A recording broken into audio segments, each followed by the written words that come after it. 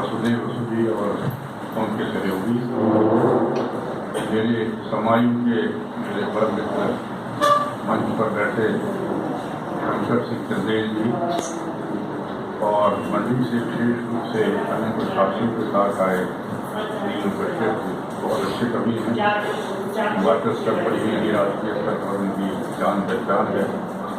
आपने उनकी कविता का अंतिम शब्दों में जो आगे दिया, उन्होंने आज के जो आजकल संघर्ष है जिसमें हमें ये बताया जा रहा है कि हमें क्या पहनना चाहिए, क्या खाना चाहिए और क्या करना चाहिए, क्या नहीं करना चाहिए, विचारधारा का जो संघर्ष इस समय बुद्धिजीवियों में और आम जनता के मध्य एक और तथा कुछ विशेष विचारधारा से जुड़े हुए व्यक्तियों के बीच में चल रहा है, उसको बड़े ही सुंदरता से उन्होंने उजागर किया है।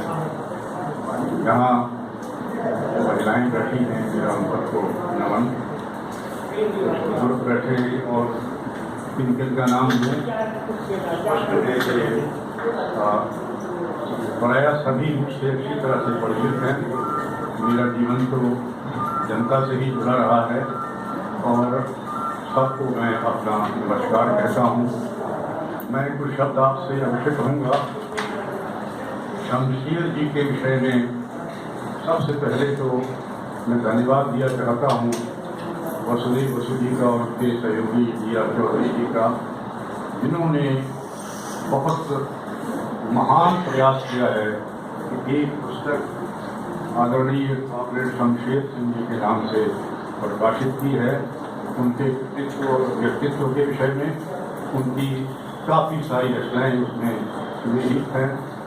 यहाँ देर से अवश्य नहीं अपने पतिदेव के साथ केवल बैठी हैं, वो बिलासपुरी में चर्चा करती हैं।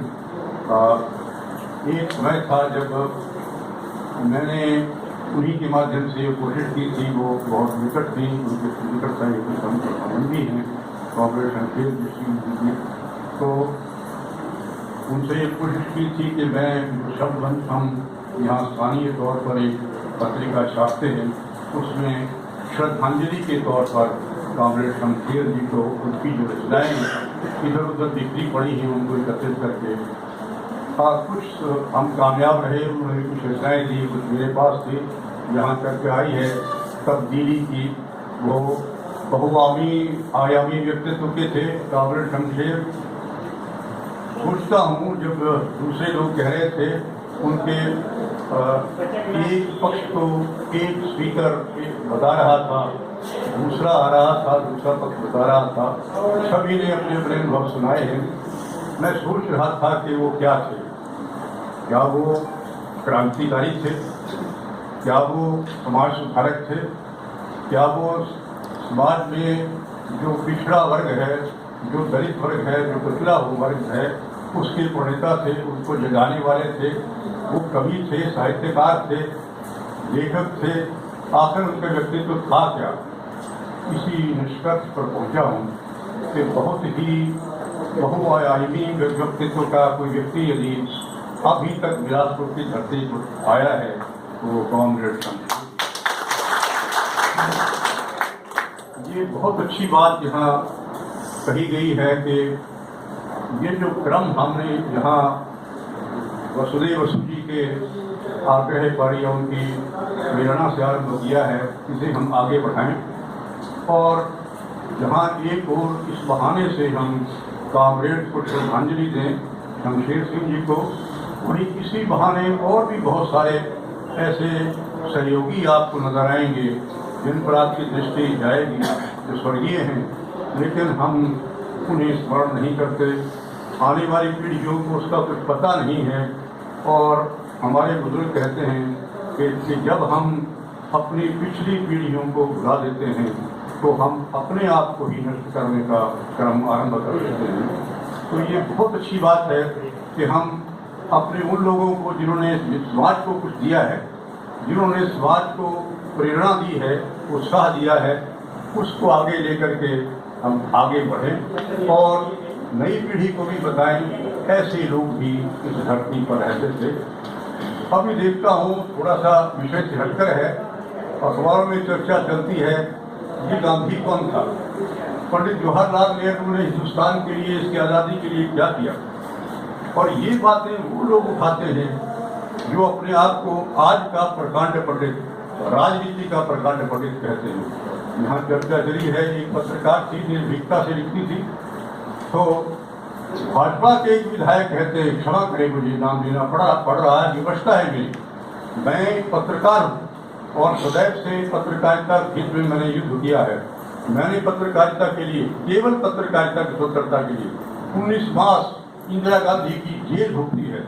और 19 मास तो बहुत ज़्यादा होते हैं, जो लोग उपहास उड़ाते हैं उनको मैं कहता हूँ आप 19 दिन जेल में रहकर दिखाएं, आपको पता लगेगा कि जेल होती क्या है, जेल किस चिड़िया का नाम है। अब तो जेल क्या है वैसे, लेकिन फिर भी वो जेल भुगतने से पता लगता है। शमशेर जी ने भी ये जेल कई बार होती। मुझे याद है मेरी सबसे पहली उनसे भेंट उस समय हुई जब स्कूल बंद हो रहा था और मैं स्कूल से अपने साथियों के साथ लौट रहा था। मेरे मकान के बाहर ही एक मंदिर था जिसका नाम रंगनाथ मंदिर था। आप कभी कभी तस्वीरों में उसके 3 मंदिर देखते हैं। 2 मंदिर तो सरकार की कृपा से नष्ट प्राय हैं, वो नहीं, उनको शिफ्ट करने की बात थी, नए शहर में नहीं हो सके, पर 3 मंदिर थे, उनके पास पौड़ियाँ थी, मंदिर ऊंचाई पर था। तो वहाँ एक रौण, हम उसको बोलते थे, छोटा सा मैदान था, उसमें वो कॉर्नर मीटिंग कर रहे थे, भाषण दे रहे थे। उनका विषय था श्रीचंद्र छाबड़ा। राजा आनंदचंद के बाद श्रीचंद्र छाबड़ा यहाँ वो ICS ऑफिसर थे पुराने अंग्रेजों के समय के, और एक प्रकार से उन्होंने बिलासपुर में तानाशाह की तरह राज किया। किसी राजनेता की हिम्मत नहीं होती थी कि श्रीचंद्र छाबड़ा को चैलेंज करे। वो जो चाहता करता, जिस अधिकारी को चाहता प्रताड़ित करता, नौकरी से निकाल देता, जिसे चाहता उसे गिरफ्तार करता, अंदर ठोक देता। कोई नियम नहीं, कोई कानून नहीं, कोई संविधान नहीं। वो चीफ मिनिस्टर था। सेंटर की ओर से वो यहाँ बिलासपुर के राज्य पर जो एक राष्ट्रपति का राज्य था, हिमाचल प्रदेश की तरह वो राज कर रहा था। सबसे पहले एक शमशेर ही थे, निडर, निर्भीक, जिन्होंने उन पौड़ियों पर खड़े होकर के वो जो अत्याचार कर रहा था एक एक करके उसको बनाए।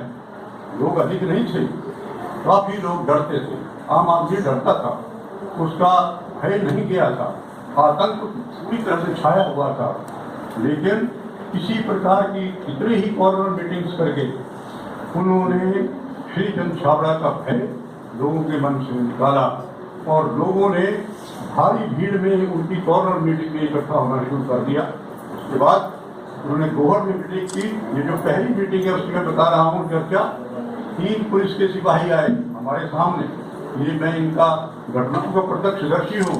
उन्होंने उन्हें जब वो भाषण कर रहे थे उन पौड़ियों से नीचे खींचा और घसीटते हुए गिरफ्तार करके उन्हें ले गए। लोग चुपचाप अपने घरों को लौट गए।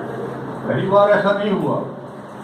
दूसरी बार एक समारोह में, नरवाड़ी मेला का समारोह था जिसकी चर्चा भी यहाँ हुई है, जिसमें श्रीचंद्र छाबड़ा स्वयं उपस्थित थे और उसके सामने जो बड़े बड़े नेता बाद में मंत्री बने, विधायक बने, यहाँ बिलासपुर से बड़ी बड़ी डिंगी हांका करते थे, मुझे मालूम है। उन सबके चेहरे में अच्छी तरह से जानता हूँ क्योंकि मैं तो 65 साल से पत्रकार हूँ। ऐसा कौन सा हिमाचल का राजनेता है और बिलासपुर का राजनेता जिसका अंदर और बाहर के विषय में मैं परिचित नहीं हूँ। प्रश्न फिर इतना होता है कि कालीन का वर्ष बहुत सारी बातें लिखी नहीं जाती और बहुत सारी बातें कही नहीं जाती, लेकिन अनुभव अवश्य हर व्यक्ति करता है। तो कामरेड वहाँ वो भी बोले, ये बात अलग है, वो भी तंग थे, परेशान थे, विरोध पक्ष में थे उससे, श्रीचंद्र छाबड़ा के कार्यक्रमों से, लेकिन उनकी हिम्मत नहीं पड़ी कुछ कहे। कामरेड शमशेर जब खड़े हुए, एक एक शब्द लम्हा, एक एक शब्द कटारी की प्रहार की तरह श्रीचंद्र छाबड़ा को चुपता गया और स्थिति यहाँ तक पहुँच गई कि उसने वही खड़े हुए थानेदार को आदेश दिया, इसको तुरंत से गिरफ्तार करो। हमारे सामने कामरेड शमशेर को घसीटते हुए वहाँ से ले जाया गया और उन्हें गिरफ्तार कर दिया गया, जेल में गए। उसके बाद एक घटना जो मुझे विशेष रूप से याद आती है और जिसमें उनकी दरियादिली, उनका दम, उनकी हिम्मत, उनका हौसला जो आज तक के राजनेताओं में देखने को नहीं मिलता, वो मैंने देखा था। कॉमरेड शमशेर वहाँ, किशोरी लाल टाडू उस वक्त डॉक्टर परमार के बहुत निकट होते थे।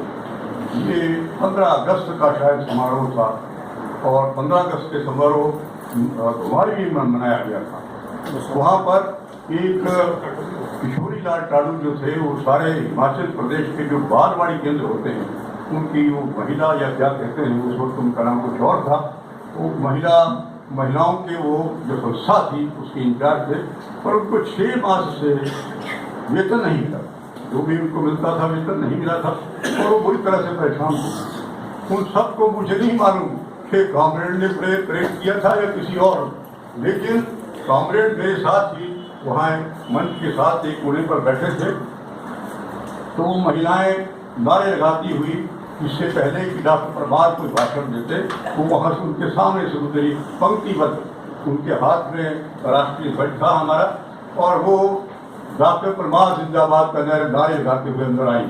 अगर वो ऐसा नारा नहीं लगाती तो उनको अंदर कौन घुसने देता, लेकिन उन्होंने बड़ी होशियारी से डॉक्टर परमार जिंदाबाद के नारे लगाए। और जब वो मंच के सामने डॉक्टर परमार के सम्मुख पहुंची तो उन्होंने किशोरी लाल टाडू मुर्दाबाद का नारा लगाया। किशोरी लाल टाडू डॉक्टर परमार के बहुत निकट होते थे, साथ में बैठे थे, एकदम आग उगला हो गए और डॉक्टर परमार से नहीं रहा था गया। डॉक्टर परमार प्राथमिक स्तर पर मुख्यमंत्री थे, उस वक्त उन्हें तो ज़्यादा परिपक्वता नहीं थी राजनीति के रूप में। वो उठे और एकदम से जिस महिला ने वो झंडा राष्ट्रीय ध्वज उठाया हुआ था वो उनके हाथ से छीन कर फेंक दिया, झंडा नीचे गिरा। लेकिन तत्काल कॉमरेड शमशेर सिंह अपनी सीट से उठे और उन्होंने झंडा उठा लिया और उनका नेतृत्व करते हुए उन्हें बाहर ले गए। इसी कॉमरेड शमशेर सिंह को उस समारोह में, जिसमें हजारों लोग उपस्थित थे, गिरफ्तार करने की हिम्मत कोई इसमें नहीं हुई। डॉक्टर परमार ने उन्हें गिरफ्तार करने, ये बात अलग है कि बाद में रात उन्हें गिरफ्तार किया गया और कोई 9-10 दिन तक उन्हें जेल में उनकी जमानत नहीं हुई, उनको जेल में रहना पड़ा। ये चर्चा तो मैं आपसे इसलिए कर रहा हूँ कि वास्तव में हम जो अनुभव करते हैं, वास्तव में हम जो सोचते हैं और वास्तव में जो हम करते हैं, उसमें अगर भेद न देखना हो तो आप कॉमरेड शमशेर की जीवनी पढ़े। वो जैसे थे वैसा ही उनका व्यवहार था, कोई बनावट नहीं थी, कोई भेदभाव नहीं था। मेरा उनसे संपर्क केवल मात्र एक पत्रकार के नाते, वो भी स्वतंत्रता के उपासक थे और वो पुरानी विचारधारा का विरोध करते थे। मुझे याद है एक बारी पंडित दीननाथ जो विरोध पक्ष के नेता होते थे, वो लेकिन वो राजा भक्त थे। बाद में राजाओं से उनके मतभेद भी हुए, लेकिन राजा के वो अनन्य भक्त थे। पंडित दीननाथ हमारे विधायक रहे, अपोजिशन के लीडर रहे, बहुत अच्छे व्यक्तित्व थे।